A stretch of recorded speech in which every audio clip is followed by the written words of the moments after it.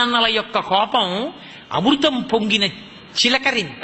అందుకే తల్లిదండ్రుల కోపంతో మాట్లాడినప్పుడు అర్థం చేసుకోలేని కొడుకు కూతురు ఘాతకులు, వాళ్ళ జన్మకి ప్రయోజనం లేదు. తండ్రి కోప్పడితే తన కోసం కోప్పడ్డావు, బిడ్డ వృద్ధిలోకి రావాలని కోప్పడతాడు. అందుకే ఈ లోకంలో కోప్పడినా కూడా ప్రసాదంగా తీసుకోవలసింది ఎవరి విషయంలో అంటే ఒక్క అమ్మా నాన్న విషయంలోనే. ఎందుకని?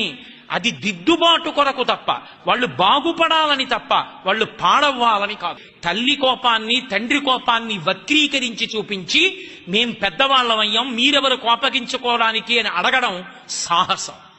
ఎంత వయసు వచ్చినా తండ్రి తండ్రే, తల్లి తల్లి. వాళ్ళ మాటలలో తప్పు పట్టడానికి, ఆ మాట మాట్లాడడానికి, వాళ్ళకున్నటువంటి అధికారాన్ని ప్రశ్నించడానికి బిడ్డలకి అసలు అర్హత, అధికారము, హక్కు లేనే లేవు.